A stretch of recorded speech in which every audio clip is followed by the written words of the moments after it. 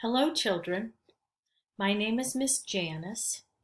I'm going to be reading to you today from a new book that I have called Ogilvy. Ogilvy is a book by a special person named Deborah Underwood, and the person who made the pictures in the book is called T.L. Macbeth. And this book is written for all the teachers who encourage kids to be themselves. Ogilvy happily hopped up and down.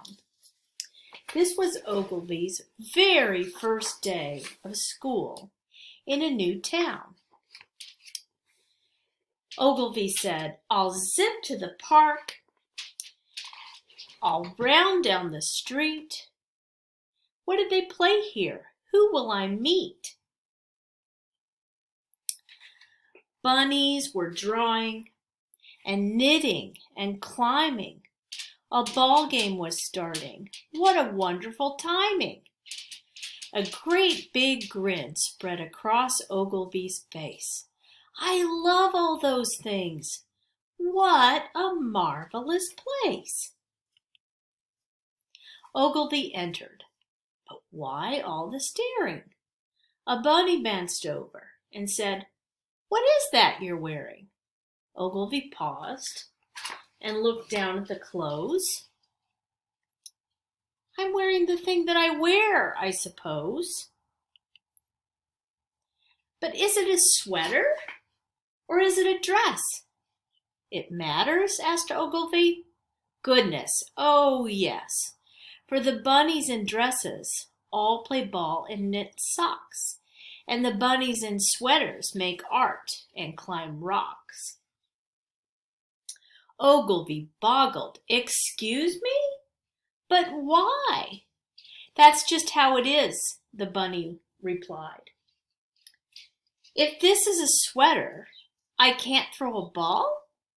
The bunny said, "No, that would not do at all." But ball was what Ogilvy wanted to play. "Then I guess it's a dress. Well, at least for today." Outfielder Ogilvy hit a home run and waved to all the new friends when the ball game was done.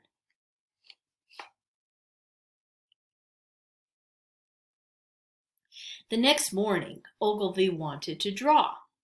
Sat in the park with a pen in his paw. But Ogilvy noticed, a friend said, "But bunnies in dresses don't draw. You know better." So Ogilvy answered, "Then it's a sweater." The next morning, Ogilvy wanted to knit. "I know, I'll say it's a dress, so they won't have a fit." The next morning, Ogilvy wanted to climb. So announced from the rocks, "It's a sweater this time." What shall I play? Each day Ogilvy chose, and then decided which name would be best for the clothes. But some bunnies fumed each time Ogilvy swapped. They grumbled and groaned. "This Ogilvy has got to be stopped." So one day, as Ogilvy drew on the ground, a big bunch of bunnies all gathered around. "Look here," said the bunny, "your garments keep changing. We cannot have bunnies who keep rearranging. So it can either be, but please make the call. Is it a sweater? Is it a dress? Tell us once and for all." So now Ogilvy just sat, like so many of us, was not very fond of making a ruckus or a fuss. But frustrated, Ogilvy made a very hard choice and took a big breath and found a very big voice. "I like to do all these things. Why must I hide this? I just do not see why I need to decide this.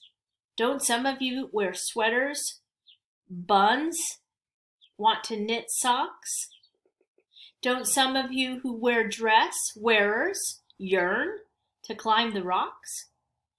Why are you all so absurdly obsessed? Why do you care so much how we're dressed? I'm tired of all the questions and staring. I'm wearing an Ogilvy. That's what I'm wearing. The bunnies fell silent and then halted the fight. For could it be Ogle Bunny was right? It really is silly for clothes to divide us. Let's do all the things that till now were denied us. So bunnies in sweaters played any old game, and bunnies in dresses precisely the same. The things they were wearing caused no interference, and even some Ogilvies made an appearance. Now remember, this is what Ogilvy called the outfit. One day, a new bunny bounced in by the brook. The bunnies all crowded around for a look at the curious thing on the new bunny's head. The bunnies all paused and then said, "Welcome," they said.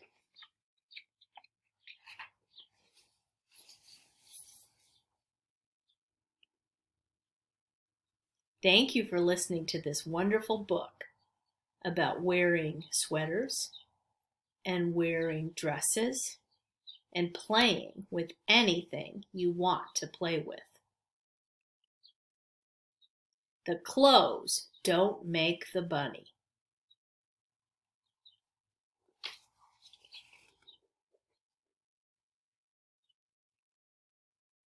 Thank you.